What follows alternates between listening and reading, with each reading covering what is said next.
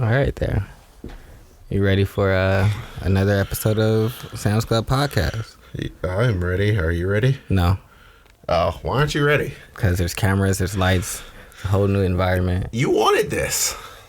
I want a lot of things that I didn't realize are a lot more intensive than I expected. I warned you. I don't care about what you said. Then why am I here then? Because you're good on the show. You know, what you say is really hurtful sometimes. I'm honest. I never said it wasn't honest, but it also does not make it not hurtful. It's not hurtful. You're all right. So Am I feel like I can't find my list. So you got to start off with... What list are we starting off with? Let's start with sports. And the best play of the year for sports was definitely the game-winning shot of Game 6 for the NBA Finals, where the Lakers won their 17th championship. I already knew you were going to pick that. That's definitely the best moment of the year. My team regaining supremacy. Oh, we'll see how everything goes this year. And then number 2 is definitely that Bam block on Boston, because I also hate Boston because I'm a Lakers fan. So anytime you can shut Boston down, I appreciate it. I was going for that Boba. My first one, though, in no particular order, I went for LeBron hit a game winner on the Boston Celtics during the year, and I rated that one pretty highly. For the playoffs this year, I mean, there were some pretty cool moments, but I pretty much snipped it up for the most part. Like Lamar's touchdown throw that happened on Monday Night Football 3 weeks back, that was literally on a 4th and 10 last play of the game, and it was a 50-yard pass. You guys can see this lost look on my face. I have no idea what he's talking about. Because you don't watch football, but... At all. And it happened to the Browns, but... Oh, so did they beat you guys? Yeah, they beat us. I mean, we're still in the playoffs, so everything's fine. I mean, yeah, you guys are doing really good from what I know. For the limited... I mean, you can probably just tell because when you're walking around, people are just happy you're here for some everybody's happy about Baker. No one seems really upset that Odell's injured, so... It's just like you know, everybody's just inside of a better mood. That Cleveland... Are you guys better without Odell? No. That is a terrible, terrible lie that people tell themselves. I mean, you guys seem to be doing better without him. I do believe there is it's more of a Baker problem when the Odell in, because instead of... When you have one guy who's obviously better than everybody else, you lock in on that one guy. So it's him kind of always starting with him on the reads. And he always tends to gravitate back to him, and he wants to force it over there. So instead of doing that, right now he's just going through progressions and doing normal stuff, and that leads to success. So maybe Baker is better without Odell, but the team is not better, if you get what I'm saying. Complicated football things. Yeah, I was gonna say, it sounds like y'all are winning more without him. But that doesn't make you better. The quarterback is better without him. But the team isn't better without him, because... I mean, but if the team is losing, then is it ultimately better? It's because there's better players on it? Well, it's not even about... Our It's overall, like saying the Clippers were better than Denver last year. They clearly weren't. I mean, what's your metric on better? Making it deeper into the playoffs? No, winning the best of a 7-game series. That's making it deeper in the playoffs. I don't care about how far you make it in the playoffs. You can lose the very next round. You can get swept. And that wouldn't mean anything to me. The way you competed against the other team, they played each other, not making it deeper into the playoffs. Denver played the Clippers. I mean... And then they beat the Clippers. There were structural problems with the Clippers team because they traded a bunch of stuff, but it's whatever. I followed the Clippers for way longer than you have, because... a friend of ours used to write for a Clippers blog or a SB Nation blog. They no longer exist because SB Nation basically no longer exists. But that led to my actual following and understanding of the way the Clippers kind of got to where they are. Because I didn't hate the Clippers until Kawhi got there. Well, you hate the Clippers because they got someone that you guys didn't get. No, it's not even because we got him. I don't care about Kawhi. I don't really like Kawhi as a player. I hate them because as soon as they got Kawhi, they thought they were on the same playing field as us. You guys have no banners, not a one. How are you on the same level as someone who has 17? You haven't seen one championship. Not 2, not 3, not 4, not 10. Legacy nothing. doesn't really make you the better team currently, and life is. But we are. But sports are about what can you do now. But we were. So last year we won. Yeah, last year you guys won. won. And they imploded. Yeah. So stop talking about them like they're on our level. That's the thing. I never said that they were better because one team has LeBron James and the other team doesn't. That's pretty much my overall criteria for you guys being better than they are. That's okay. It's like one team has LeBron, the other team does not have LeBron. The team with LeBron is probably better, and that pretty much shook out, didn't it? It's just like Paul George kind of implodes, even though he's currently the better player. He's playing better than Kawhi currently because. I mean, this is a regular season. He's terrible in the playoffs, so yeah, he's gonna do good in the regular season like always. But it's like. And then Kawhi is playing bad currently because he got elbowed by Serge Ibaka terribly in the face. That was like, that was a real rough look. But that's all right. He has the mask on, and it's not as good as who wore the mask? Rip Hamilton. Rip Hamilton. Yeah, it doesn't look good as Rip Hamilton's mask. Well, I only know one. Rip Hamilton with said mask. Yeah, but no, they have different masks. Like his has his face cut out, but it's like right up under his nose. Rip's actually had the face mask. Yeah. And so it just looks weird. It became like a part of his motif and a thing. I also have the Jazz, I think it was English hitting Utah Jazz over the Rockets. Kyler Murray throwing a touchdown for a overtime win in the playoffs. Very similarly to the Lamar pass against us. And then I also have the Dallas Mavericks beating the Milwaukee Bucks as Luka's pretty much hitting the scene. I have the Lakers versus the Mavs, the November 1st game, since that went in Tele2.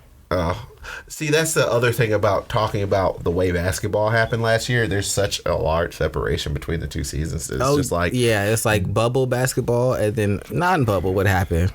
Yeah, and it's for me, bubble basketball wasn't the 8 games that we played before the playoffs there weren't any great wild games to me that happened pre-playoffs, and the playoffs pretty much happened fairly predictably outside of the Bucks imploding. I wish the NBA would just play in the bubble for this year too. We haven't heard about any COVID problems yet. I mean, Durant is on COVID quarantine. Alex Caruso is on COVID quarantine. So, no, we have no confirmed cases, but there's definitely players that are just being pulled off of the roster for just in case. I mean, what happened with KD? KD was exposed to somebody who tested positive for COVID. I believe the same thing for Caruso. Why these people out here kicking it with people? Like I said, that's why I want them to go back to the bubble. Well, it's quintessentially, as of this point, we've established that people have no self-control when it comes to this, which I guess is kind of true already, because... I also don't have any other games. Oh, never mind. I do have the Lakers when they beat the Houston Game 2 with their small ball lineup. So, you can tell what games Tony really watched a lot of. I watched a lot of Lakers games. I watched every Lakers game. Yeah. Those are the only games I watch all of them. I just try to figure out what's going to be the best game that's playing right now. I watched a lot of I generally look for the best game because our team is not very good. We're playing all right now, which is way better, but we're supposed to suck this year, so that means we can actually draft high again. And then we should be good next year because even if we make it all the way to the finals, we still have to make it through Giannis, and I don't think we can do that. So being okay isn't really worth it, in my opinion. So you want the Cavs to lose? I'd rather them lose and get a higher pick in the draft, because even when we sucked, we haven't got the top pick yet, and it's kind of annoying because they flattened out the top levels of the drafts. That means it's if you're any one of the worst 3 teams, you have an equal chance in getting it, but if you're the worst team, the lowest you can pick is 3rd, which is very, very odd to me. But they wanted to get rid of tanking, and it just encouraged longer periods of tanking. So, but for me, that's pretty much all of the sports stuff that I have this year. And I have best players. Oh, I still have best players, yes, but I didn't. Those were all for the sports games. Oh, okay. Best players is definitely a thing, but I still have them in no particular order. His is going to be tilted towards basketball, obviously, because that's what he consumed. I consumed other things. Wasn't there a girl that beat Serena Williams? Naomi Osaka. She did that at the beginning of the year, 2020. I think it started. She did that inside the American. She did that at the U.S. Open, so that would have happened this summer. Okay. All right, so my top players in no particular order are Deshaun Watson, Mike Evans, LeBron James, Giannis Antetokounmpo, Russell Wilson, Aaron Rodgers, Myles Garrett, James Harden, Luka Doncic. And that's really about it, because a lot of the other transformational players technically didn't play inside the 2019-2021 season. Like, obviously, KD I would probably put on there. James Harden was just kind of a last second concession, because, I mean, he played well, but he's still James Harden, did James Harden things. So, didn't make it very deep inside the playoffs. That's a pretty solid list. I don't have most of those people. Deshaun Watson was because he had a ridiculous season despite the fact that his team was absolutely terrible. Like, he was top 5 in touchdowns, yards, completion percentage, like pretty much every single thing that you care about that the quarterback does, and they failed him in every single capacity. Okay. Now Deshaun Watson. Yeah, Deshaun Watson. Okay, so Deshaun had a really good counting stats here. And he also kind of is getting no credit for anything, so I figured I might as well be like, oh, well, I'll throw Deshaun Watson a bone, even though he probably doesn't care that. I mean, he should care that he got this one of the Sam's Club top players of the year. And then Mike Evans is playing ridiculous. He is one of the very few receivers since he's gotten to the league. He has 8 1,000-yard receiving seasons, and he's did it every single year that he's been in the league, despite who he's been playing around. So, feel like that's pretty good. LeBron James for obvious reasons. Giannis Antetokounmpo for obvious reasons.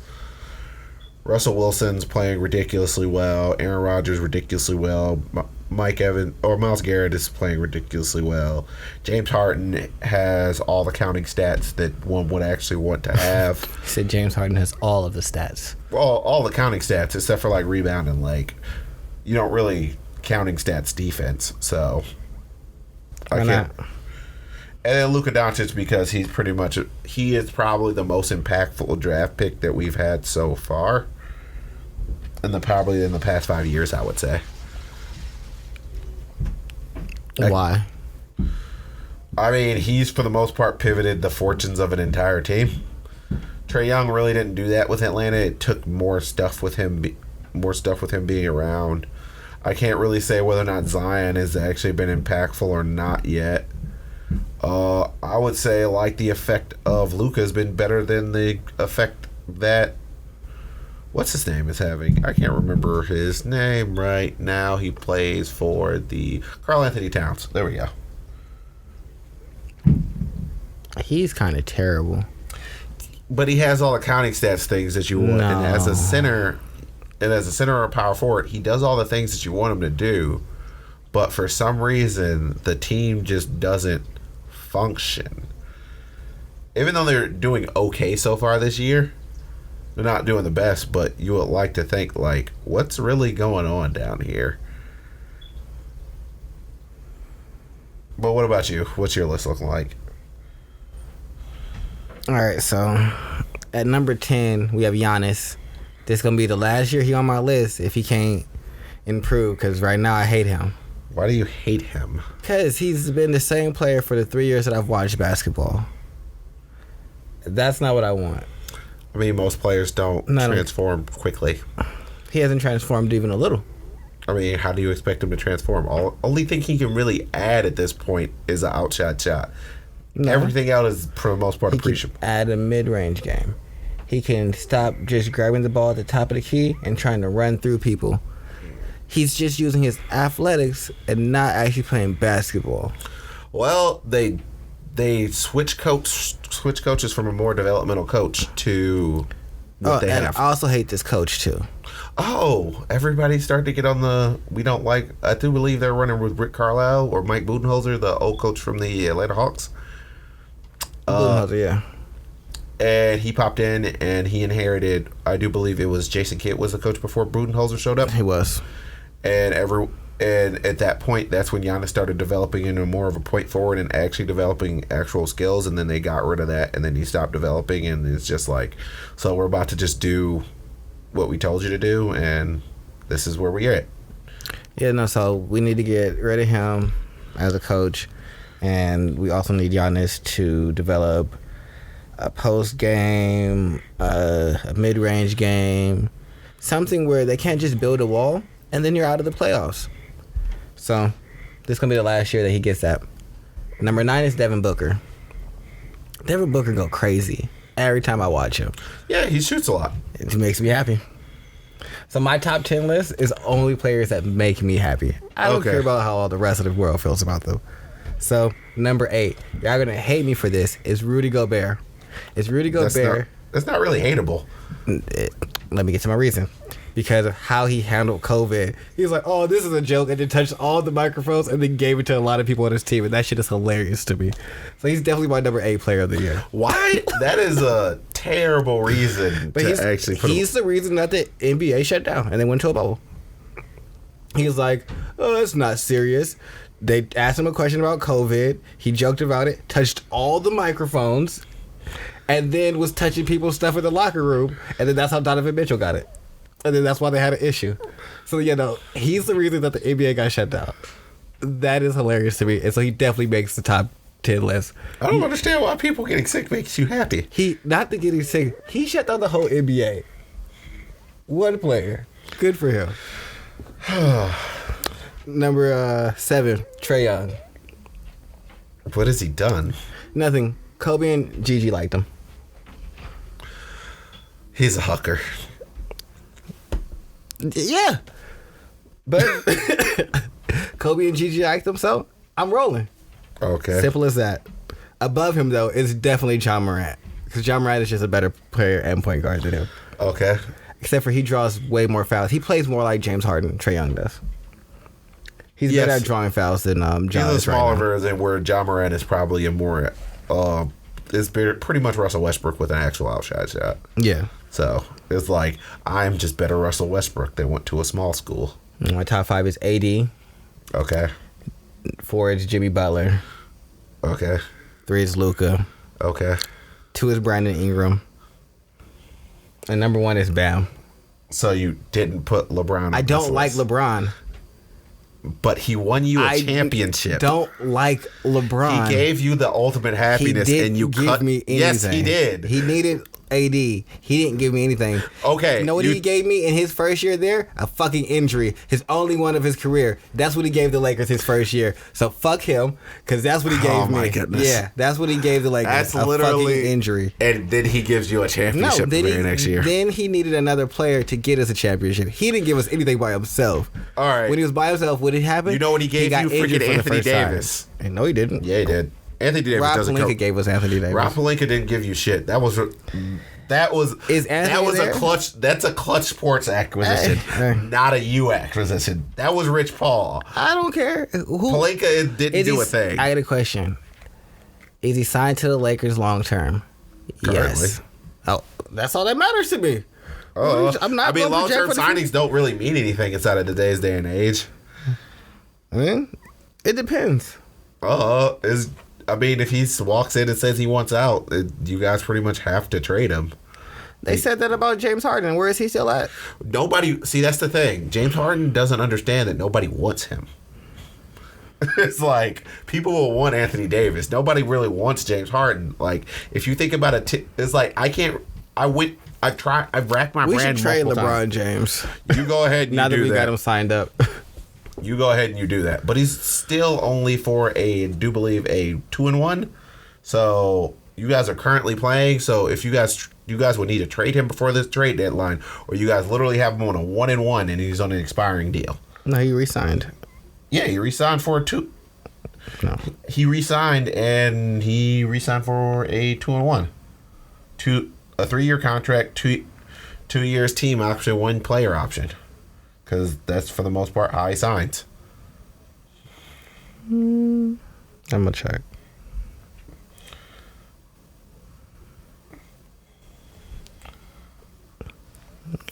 Yeah. So, yeah, he got a 2-year extension. So, he added 2 more years. He didn't change. He added 2 more years. 2 years to win. When does this player option kick up? Because adding 2 years means there's an option for 2 years to be there. Yeah.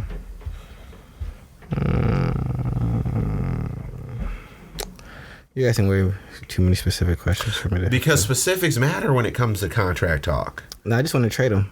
You can go ahead and I've always wanted to trade LeBron. Oh, go ahead and trade him. I guarantee you, your team won't make it to the championship, and you will be sad, and you guys will probably lose to the Clippers because we've seen Anthony Davis like. And I'm not saying keep him too. I'm trying to trade both of them. Package. All right, I don't know. I feel like that'd be a crazy blockbuster. We just change the league real quick. Oh, well, I mean, I guarantee the thing is, the only team with enough assets to do something like that is the Oklahoma City Thunder or the New Orleans Pelicans, actually. You know, we should give them to... Nah, I hate the Pelicans also. No, they can't have them. Oh, you could trade them for all the kids back. I don't want them. That's not what I wanted. We should trade them to Charlotte. And just have Charlotte be the best team in the league for a while. I just think you're just showing chaos. Well, that's who I am as a person. Okay. That's why I don't control any of these. That's the thing. It's just like if someone were to do that, you would also get upset with them because it's just like, why are the Lakers bad now? Why did we come out better than this? It's just like you don't get better from trading people like that. We would, but I don't have any other players. Those are my top 10. I like all of them. Like I said, I don't like LeBron. I like Jimmy Butler though. All right. Well, that's the end of our top 10s for sports. Alrighty. Top 10 albums of the year. We're at music. So you want to start, Tony? Sure. So I have 2 different lists. I have a top 10 R&B, and then I have a top 10 hip hop. So for my top 10 R&B, I'm gonna go. I thought I was diverging from the plan, and then I come up here, and there's basically a whole different plan. So yeah, number 1 is Xavier Obar. If You Feel. It was a banger. I really enjoyed that. Number 2 is Masego Passport. Nice little EP. 3 is Division. Amusing Our Feelings. 4, Ro James, Romantic. I'm gonna say 5, Omarion. 6, Kehlani, It Was Good Until It Wasn't. 7, Jivion. 8, Bryson Tiller's anniversary album. Probably Eric Bellinger. Okay. And then Brent Faiyaz. He dropped a project. Even though it was all old songs, I like all of them, so I'm not really that upset. Oh, the R&B thing is pretty much you. So I figured you wouldn't have any. Well, it's like I would probably have rock stuff on here before I would actually have R&B stuff. R&B as overall as a genre is fine and it has its places, but I never default to listening to an R&B album. It's just something I'm not going to do. What you mean? Oh, the Jivion album's called When It's All Said and Done. The what's his name? Brent Faiyaz album is called Fuck the World. I think I named everybody else's album except for those 2. Honestly, yeah. Okay. Yeah. Well, I'll go to my overall top 10, which I do believe is a 1, 2, 3, 4, 5, 6, 7, 8. Really a top 8. I couldn't think of any actual CDs that I wanted to include. So you going? I could have included like Flatbush Zombie, the Flatbush Zombie EP from this year, and I do believe there was like one other extraneous one that I might have actually dug kinda, but overall, just adding something for the sake of adding it, I'm not really for that. But in no particular order. Anime Trauma Divorce by Open Mike Eagle, Man on the Moon 3 by Kid Cudi, New Beginnings, Reason, RTJ4, Run the Jewels, I See You When I'm Famous, Kyle, Legends Never Die, Juice WRLD, While the World Was Burning, St. John, Shoot for the Stars, Aim for the Moon, Pop Smoke. And probably RTJ, if I were to put one at the top, RTJ4 is probably at the top. But the rest of them, they have...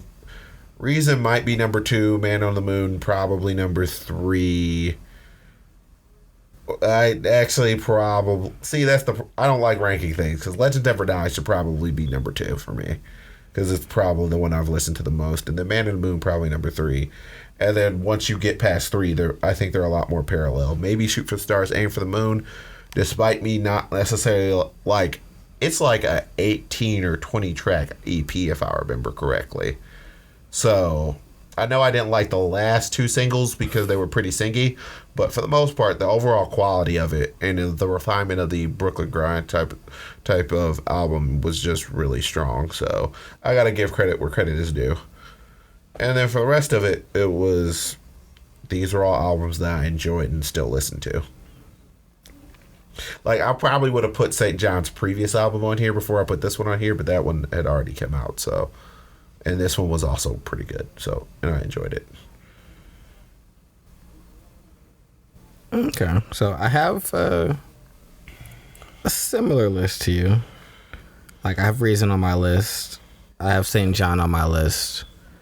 I don't have, I think those are the only 2 that we have in common, but we also have wildly different taste in hip-hop. I probably would have put an MF Doom album on here, but that would have been cheating. Yeah, I'm probably going to say...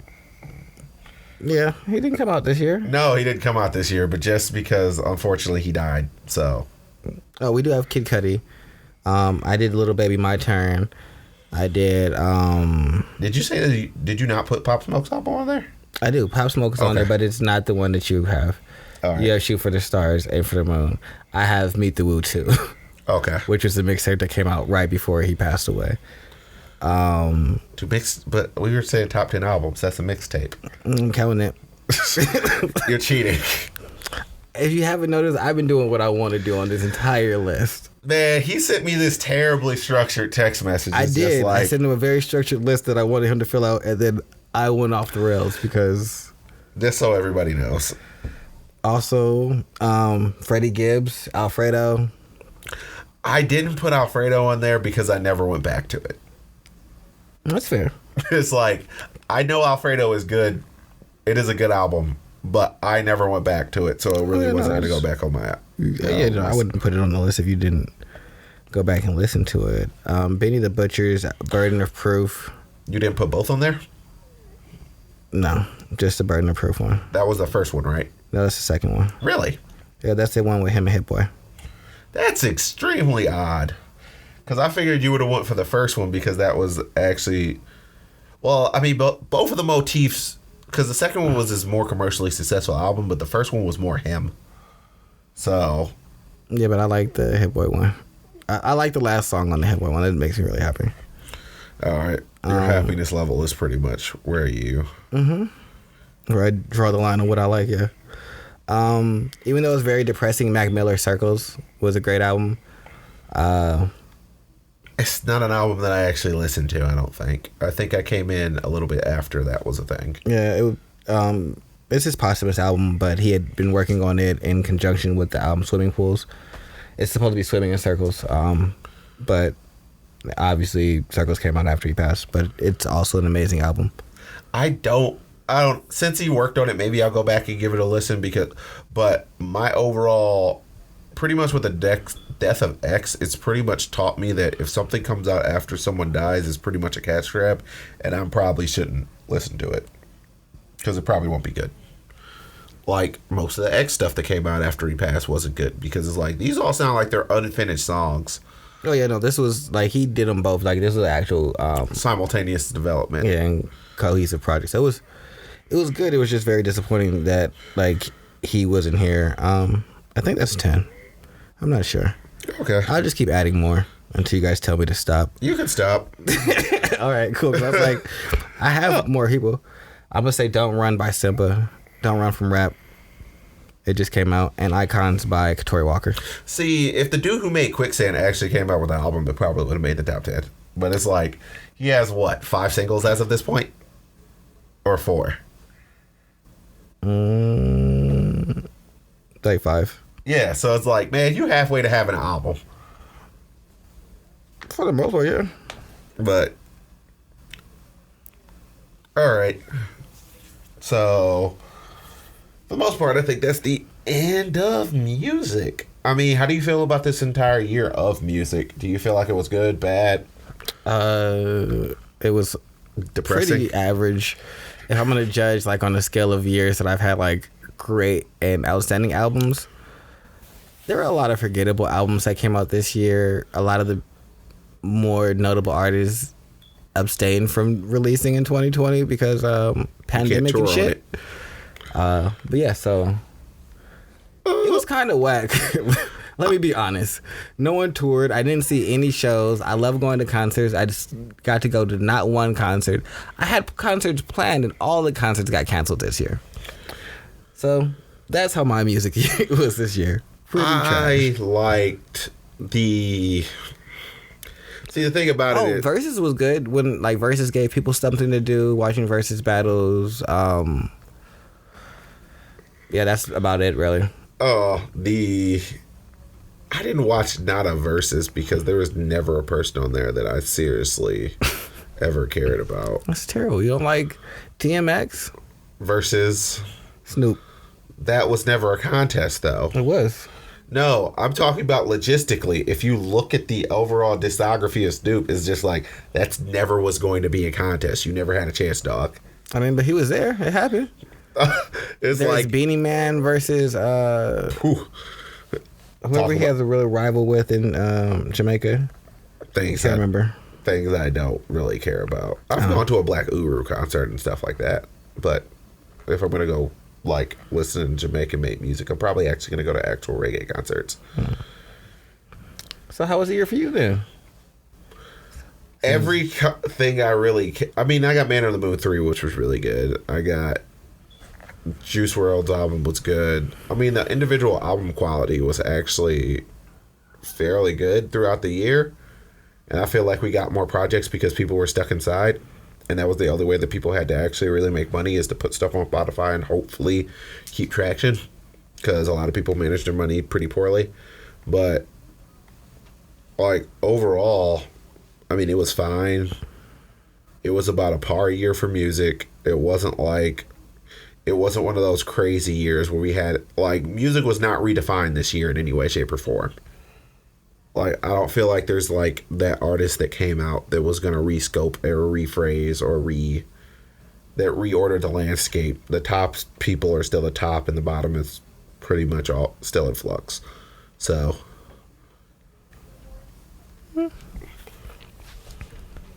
Yeah, no, I need music to get back to me being able to go to live shows.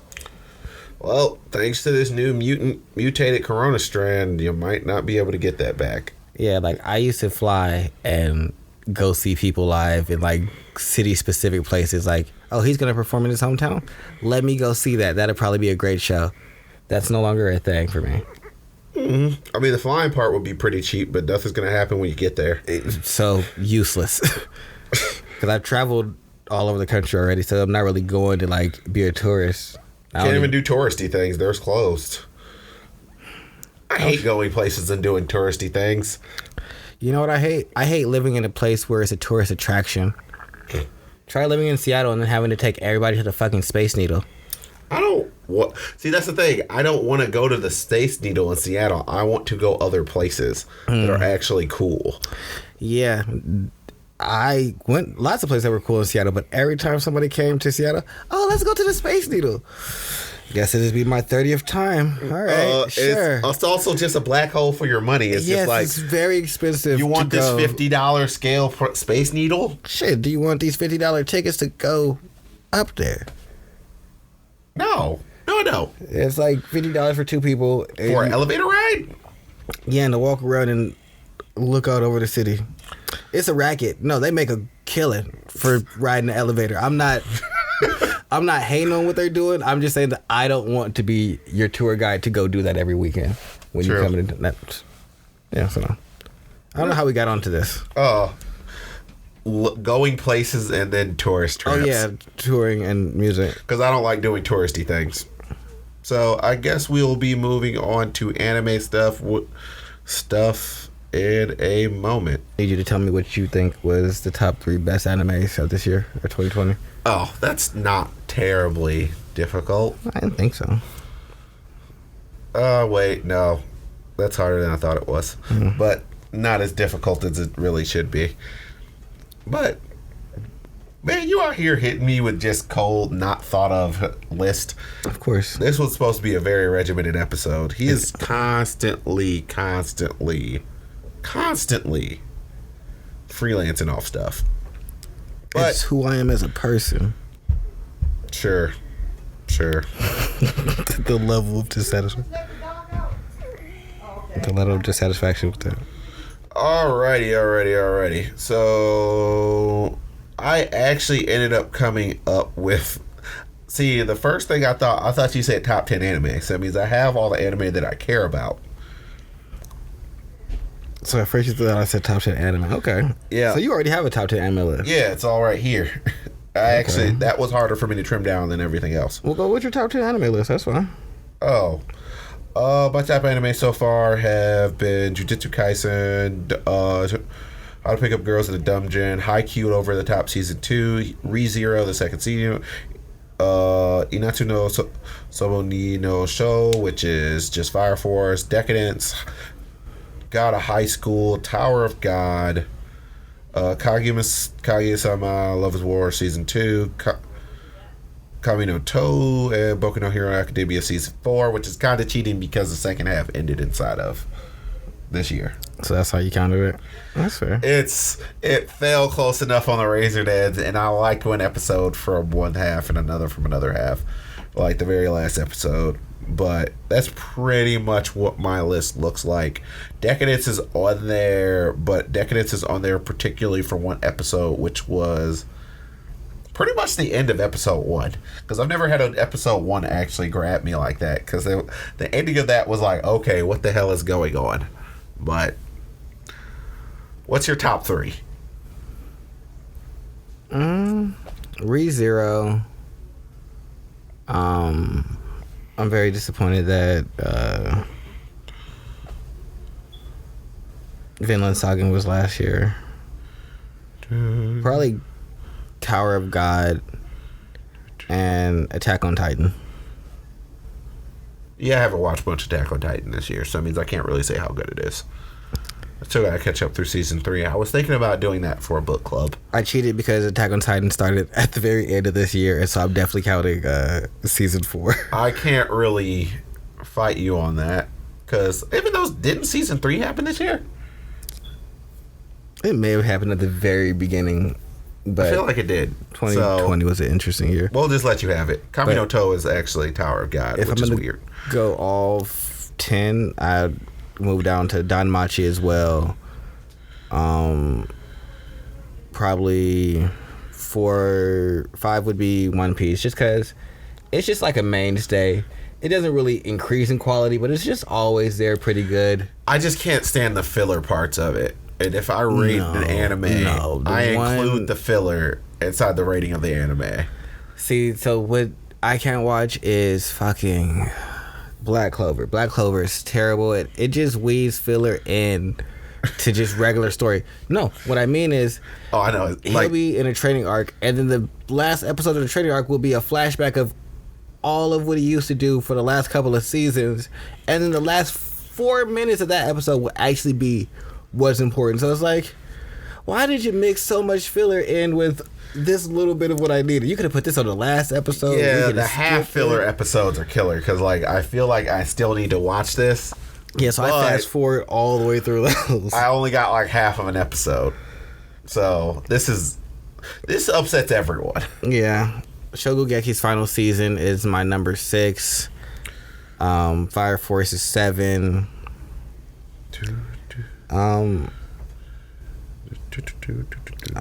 Did King and Ashura start? No.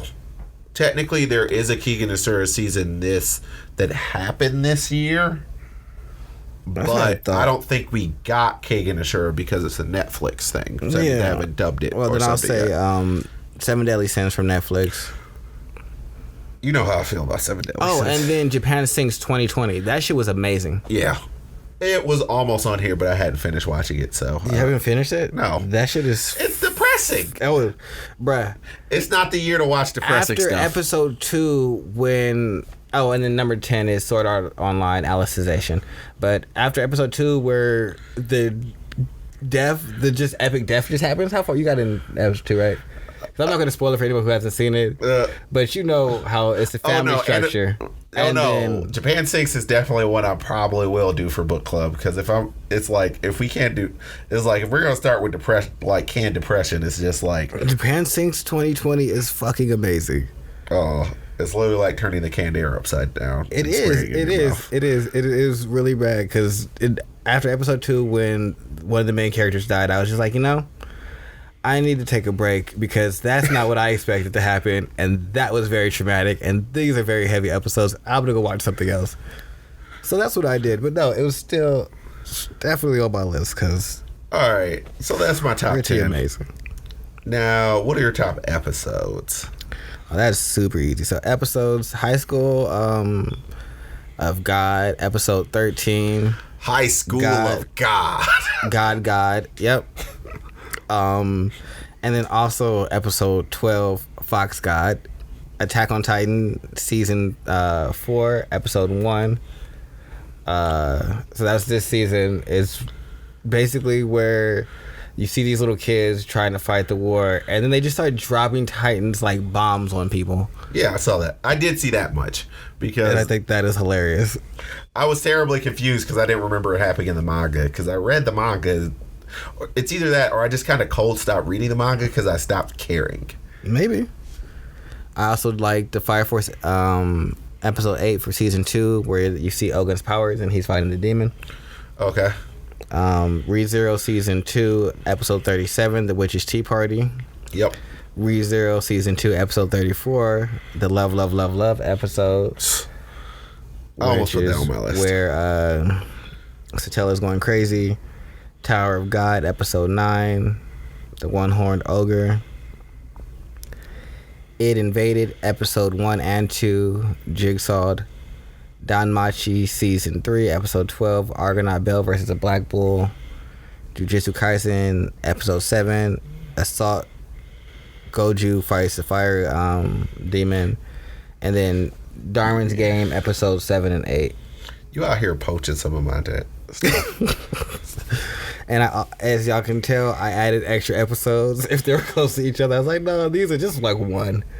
So yeah, that's how I did it. So it's probably like 15 really on my list, but it's just like because you definitely had some reach. All right, mine are Jujutsu Kaisen episode 7 Assault, Danmachi Argonaut Heroes Return, Haikyuu Over the Top, Haikyuu Over Top season 2, The Birth is Serene King, Haikyuu season 2, Monsters Ball, My Hero Academia season 4, Infinite 100%, My Hero Academia season 2 episode 24, I do believe Providence Burn.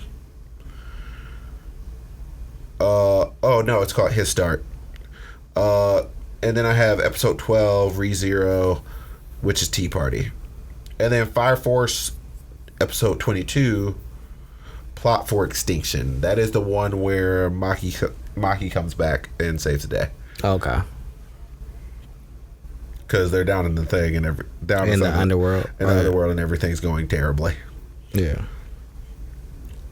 Our lists have a reasonable amount, but you can also tell that there are just shows that we did not both watch. Like, you're not going to probably watch Haikyuu because it's a random show about volleyball. I don't know if you watched It Invaded. I don't think I did. Yeah. I think that might have been a you and Jones thing. It's a very, like... It Invaded is literally about, like, your id and going into someone's id well. Oh, no, I know what you're talking about. Yeah, I did. I started watching it. I never finished it. But there was probably some other stuff I could have fit on there, but... No, the episode list, was, as you can tell, was really hard for me. That's why I have, like, double episodes and things like that, because, life is like that sometimes. I didn't actually put any God of High School, or... my numbers started getting too high. Some is just like... God of High School, was there really, because I've read so much of it, do I really even care about any of these episodes anymore? No, not really. Like, I mean, the Rachel episode 13 where Bam gets pushed off by Rachel is catastrophic. And Rachel is a whore. There's characters that I just realized that there are characters that I hate more than Rachel. Like this girl inside of March Comes In Like a Lion. I hate her guts. I've never watched March Comes In Like a Lion, so I wouldn't know, but I hate Rachel. All right. There's not too many people that I hate more than Rachel in terms of characters. But yeah. And then there's really just characters. Yeah.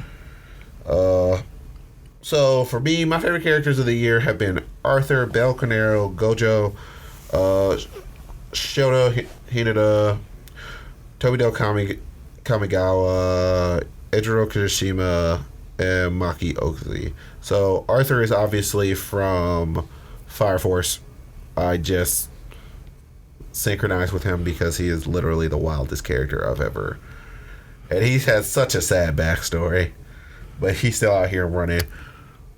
His backstory not sad because he don't know what's going on. I like Maki because Maki, for the most part, she chose to actually like run her own race and not be sidelined by other people. It's just like, nah, I'm gonna be a part of squad. I'm gonna be a part of this team because I want to be a part of this team, and I'm not gonna let you guys tell me no on this.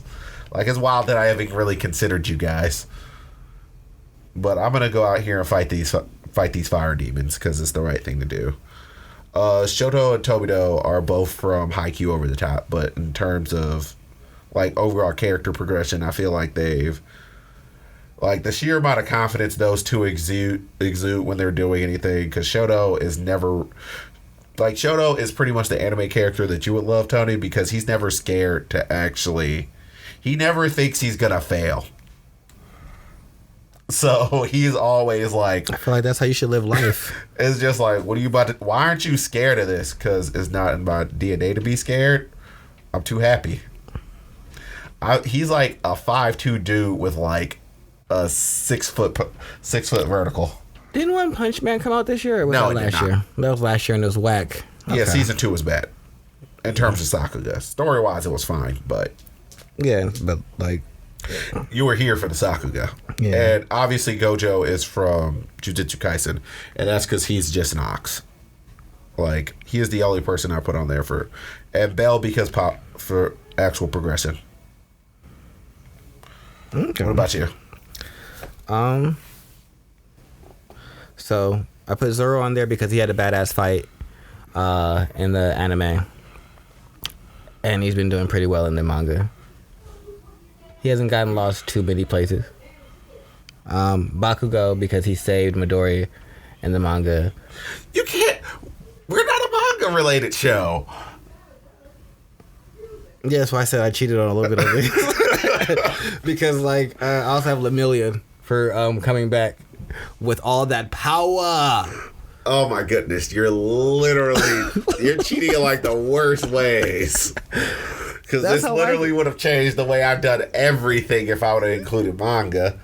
Such is life, Charles. Such is life. I would have included fucking Jujutsu Kaisen spoilers just to be spiteful. That's childish. But I do have Gojoro on here from Jujutsu Kaisen. Oh, he's just that dude. I have Bam from Tower of God. The Asterius, the Minotaur from Danmachi. Why do you like the Minotaur? The Minotaur was bad as fuck. He beat up Bell. He beat up S.A.M'Z. He beat up pretty much everybody. Yeah, they had to jump him to try and even like slightly weaken him. And then he's like, you know what? I'm going to go and just train some more. Rock from Tower of God also because he just makes me really happy. Joker from Fire Force. Tama for Straw Hat because she should be the next Straw Hat character. Then also Eren from Attack on Titan. Okay. He just showed up in the very last episode of Attack on Titan, but he's been there the entire time. You just didn't know who he was. Yeah, because he looks weird because it's been a while. He's missing a fucking arm and a leg. Why is he missing an arm and a leg? Because he joined their military, and he hasn't become a Titan yet. So you know how they can regrow their limbs and things like that. Yeah. He infiltrated by joining their military and has been in the rehab thing, getting close to one of the Titan candidates. And so the reveal of him being there, it's him and the basic with the new Titan candidate who just brought the Colossal Titan, the Armor Titan down there to meet one of his friends. He's like, yeah, I just want you to meet someone. So he takes him down there and then boom, it's Eren. And that is the end of the episode. So yeah, he's about to eat the Armor Titan and be like, yeah, now I got armor pop. Probably, yeah. He's gonna become a Super Titan. That's most likely what's about to happen. So yeah, that is my top 10 for characters. Don't judge me for changing my shirt. Life is like that.